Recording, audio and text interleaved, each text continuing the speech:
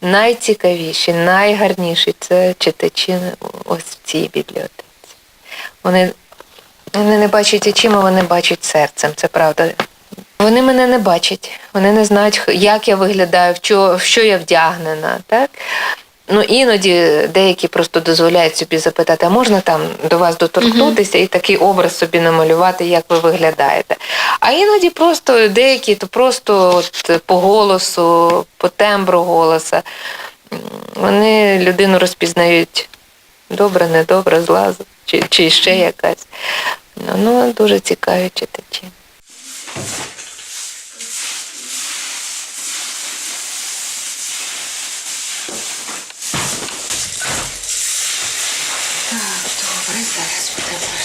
Тому що у нас читають. Да? Так. Це бачу така з тих нових. Це з нових, так. Я тобі саме з нових даю. 15-й рік, нічого собі. Гарно, ще новенька. Так, і зараз підеш за мною по сходу. Оп, давай, тримайся трошки мене. Спочатку це була маленька кімнатка, там 200 було книжок, 50 назв книжок, саме брайлівської літератури. Чому брайлівської? Тому що Луї Брайль, француз, який об'єднав всіх незрячих всього світу своїм письмом, яке називається шрифтом Брайля. Це золота шестикрапка. Вона в усіх мовах є. І українською додав наш львів'янин Андрій Волощак. 62-го року, жовтня місяця, з першого числа, ми статус бібліотеки для незрячих у Львові. Не просто є бібліотека, а тут вирує життя, проходять конференції, зустрічі з цікавими людьми. Знайомство наше починалося з Русланом Кмиць. Він займав одні з переможних місць на швидкість читання шрифтом Брайля. Дуже багато читає, дуже багато знає. Містом збірки стали кращі поетичні та прозові твори незрячих авторів, членів вітальні «Поклик». Діє при Львівській спеціальній бібліотеці для сліпих людей. Фактично запросив сюди вчитель історії. Він мене запросив. Каже, якщо закінчиш школу, обов'язково ще з бабцею була ця справа. Як тут, дівчата, як тут приймають, то взагалі то окрема казка. Ну, Руслан, ти все як коло мене побудеш, посидиш, а потім кажеш, ну, Надія Васильівна.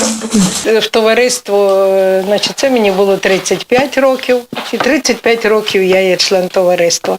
Внук в мене ще був маленьким, і він все дивувався. Ну, бабуся, ну як ти то бачиш руками? От, власне. А ми дійсно руками бачимо. Я не володію шрифтом Брайля, ну тому що сьогодні є комп'ютер, і ми собі з комп'ютером дружимо, і там всяка техніка така.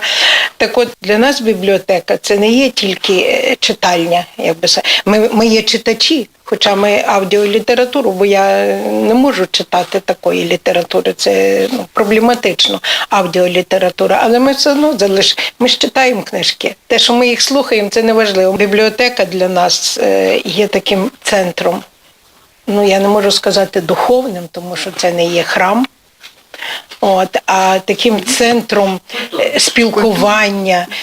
Ви знаєте, ми тут збираємося як родина, ми один одного знаємо. І стараюся так, життю я рада, сонцю дню, і кожну мить його ціню.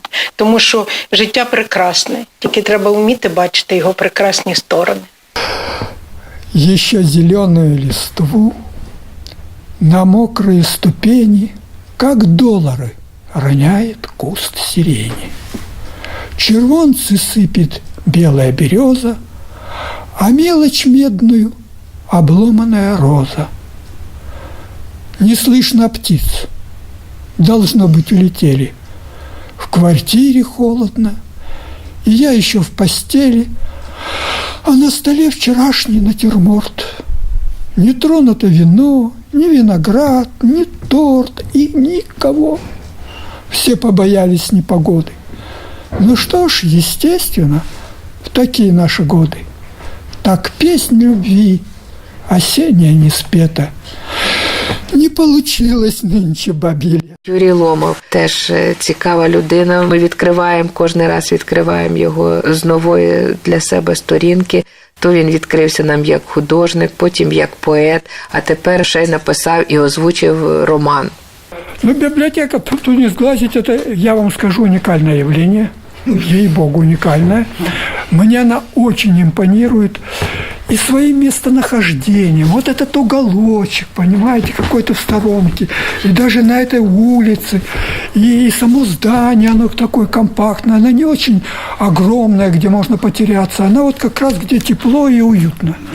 В этом здании, понимаете, очень хорошие работники, мне нравятся. Милые, добрые люди. Мне тут лично, как художнику, очень уютно. Я прихожу, несу свои картины, я с ними делюсь. Они все новые мои работы видели. Вот я вам еще одно прочту стихотворение. Потому что здесь есть одна моя картина, выписанная, она в традиционной манере, когда я еще хорошо видел и когда я еще был настоящий художник. Так вот, женщина на кресле у камина, тщательно закутанная в плед. На лице такая грусть и мина, будто в окружении сотен бед. А всего-то и такая малость. Поздняя холодная весна, ранняя гастрольная усталость, ну а третья, что сейчас одна. Где же вы, поклонники талантов, почитатели изящной красоты? Где же вы, дарители бриллиантов? Ваши где? Записки, цветы? Где? Да на подмостках у Пальмиры. Там сейчас положено им быть. Появились новые кумиры, им они торопятся служить.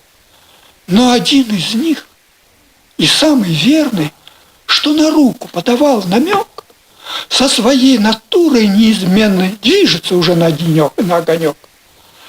Так скорее прояви наличие воли, распали сильнее свой камин, заиграй на старой радиоле серенаду солнечных долин. В вазе справа снова будут розы, рядом с ней кактус расцветет, и просохнут прежней грусти слезы, и любовь желанная придет.